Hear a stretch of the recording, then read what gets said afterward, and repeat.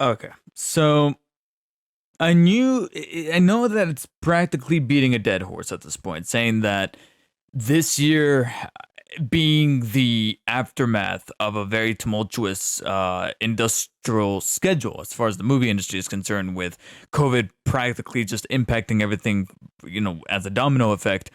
This year was going to be it. This is going to be the one that's going to feel all those repercussions of so many delays and so many things getting kind of shoved and pushed and being released simultaneously with theater experiences along with streaming services, releasing them simultaneously or with a premium package, etc.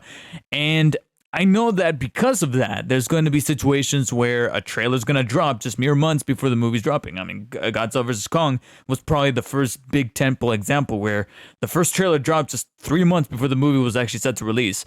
And in an ordinary, ideal situation, you would normally get that trailer much earlier. So, Shang-Chi being not only pushed from its July release date because of Black Widow, but also being pushed over to September and barely getting a trailer, it's now being par for the course at this point. This is a legitimate teaser trailer from an official teaser, and it's just a little under 2 minutes, so I guess it kind of actually makes sense for it to be a teaser. Let's check it out, shall we?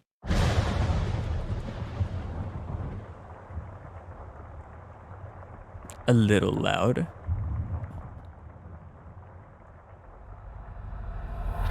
I feel like we've seen that before. I gave you 10 years to live your life. Now you see me rise.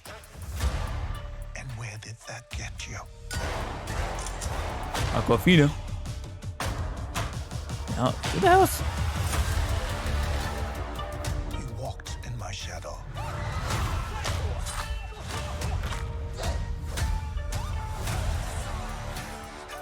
I trained you.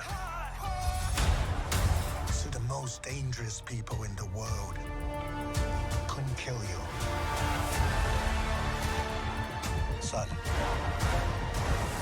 it's time for you to take your place by my side. Okay. That's not going to happen. See, it's funny because I'm seeing things that just kind of look a very Doctor Strangey-ish. Okay. I like the traditional Chinese inspiration of the wire work. You really are.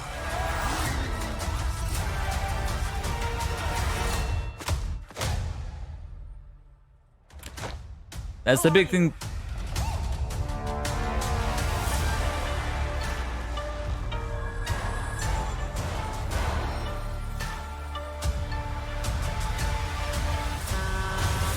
Bugger.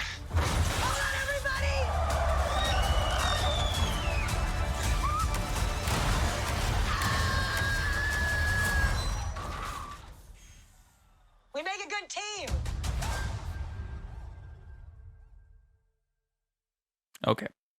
September 3rd, 2021. I'm interested. I mean, here's the thing is that admittingly, this is another one that I'm going to say I really didn't know much about this character with the prior to this movie. It's another Guardians of the Galaxy where I have no clue who this character is. The only little thing that I know, is I think this is the only detail that I'd probably known before actually watching the trailer, is that it is connected to the Ten Rings, or so the subtitle, Ten Rings. Now, what is the Ten Rings? The Ten Rings was actually alluded to, and I'm not going to, try to talk like this big comic book aficionado, because I'm not.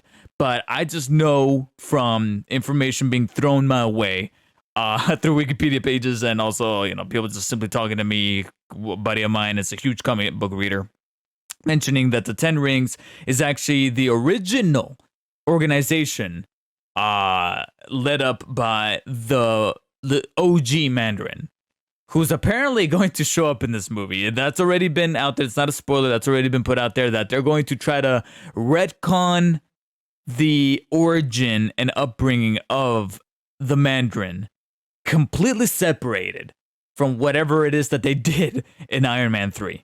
Whether it be with the fake out or the illusion of the Mandarin, this is actually going to do the Mandarin justice. And that's actually one of the few things that I'm looking forward to with this movie is which really wasn't alluded to much except for him over here, you know, his organization. There's the 10 rings there on the bottom of the base. And then here he is. I believe that's him. Correct me if I'm wrong, but I believe that's the Mandarin, the OG Mandarin kind of set up here. So that's going to be interesting. I don't know if that takes place in the past or in the future because you do see him, you know, he's like, taking you under my shadow. Now, I'm interested to see who this... I feel like this is going to be a Snake Eyes kind of character. Snake Eyes from G.I. Joe, where it's like, you know, silent, but always kind of in the background as this intimidating force. And, you know, the main character, I'm looking forward to him playing Shang-Chi. I like that he looks like legit... This is going to sound dumb, but he looks like a dude. He doesn't look like a leading dude, but he doesn't look He doesn't look like you know, he looks...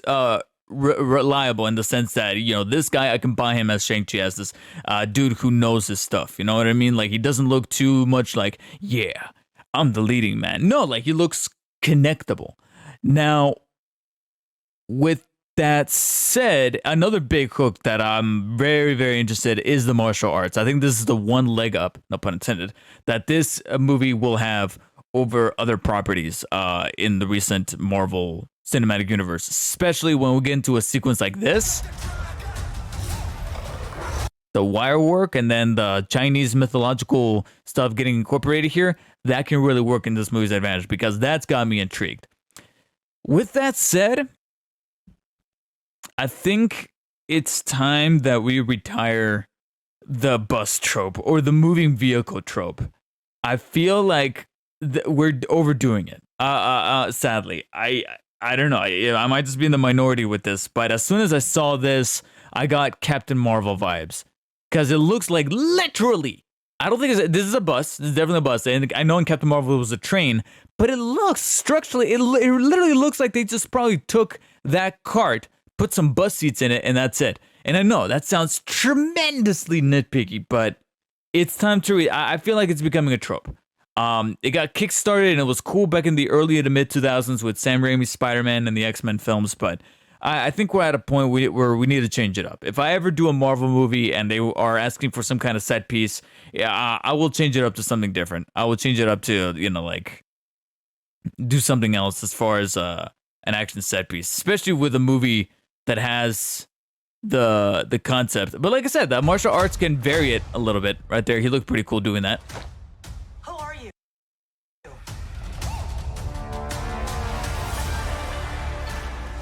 So yeah, Shang-Chi. Now, another little concern I have. Personally, Aquafina's kind of hit or miss. I have not seen the movie, but I heard that she is amazing in The Farewell. I heard she's amazing in The Farewell, and it's honestly on my list. It's on that list of that I have in my Google Keeps page saying I gotta watch this movie because I heard it's great and she's great in it. Like, completely, you know, awesome all across the board. Likewise, however, I've seen her in other stuff where I'm like, why are you acting like that? You know what I mean? Like, let's just say that you're acting a certain way that I'm like, I don't think you should be acting like that. Like, you know, get over whatever it is that you think you're trying to kind of, you know, emulate. And it's, you know, she comes across, she can sometimes be a little too thick, but then also be subversive, like she was, like I hear that she is in The Farewell. So I'm hoping that they're able to direct her in a way that can work for the film. But she can be cause for concern that she'll be doing that, you know, I don't want to say stereotypical, but she's going to do that atypical comic relief type of stuff on the side. She's barely in this trailer because after all, it's not even that much of a full trailer. It's a teaser, you know, it's got that teaser aesthetic of having more music and action than it does characterization. But yeah, yeah, she does still, however, envelop a little bit of concern. With that said, though, I'm still very much interested. Look, you see her right here as the parking ballet. There she is right there. It looks like she might actually be her boss. So yeah, if they could do something smart with her. What the? Okay, never mind. Never mind. You see that face? What the fuck? Hold on, let's rewind. Oh no! It misminimized. Hold on. Let's just bring it back up here. Yeah, that face. For a second, I thought he was smoking something there, but they're doing. Oh, of course, they're doing karaoke and having drinks, which I think, which if they play it right, this could actually flesh out their friendship. That it'll make them likable, or if they're, I think they might actually be brother and sister. But yeah, then we got this going on right here. Now, one thing that I did see some people already make the comparisons online is to Iron Fist, which there might be incorporating, especially when he's like hitting this pole right here at the beginning, because I do remember there being similar scenes in Iron Fist where he's like, especially in season 2, where he's in his apartment and he's like looking at the pole, he's like that. Except it'll actually make sense here because of our the true to form of our protagonist. Plus, I like that the Marvel Studios logo is actually devoid of flashiness to kind of go along with the Oriental palette, if that makes any sense. You know what I mean? Like, it doesn't have the silver; it's just white and red, and it's just like static image. I don't know why, but that works because it kind of harkens back to old Chinese cinema where title cards would just go and then cut to the movie, and then that's it. So I dig that. I dig that. But like I said, my only major concerns is that we might be recycling some action movie tropes with like the moving bus and all that stuff, and then Aquafina. After all, it is, however, a teaser, so I'm gonna hold out reservations, and I'm liking. Let me know what you guys think in the comments. Like and share, subscribe. I'll see you on the next one. Stay humble.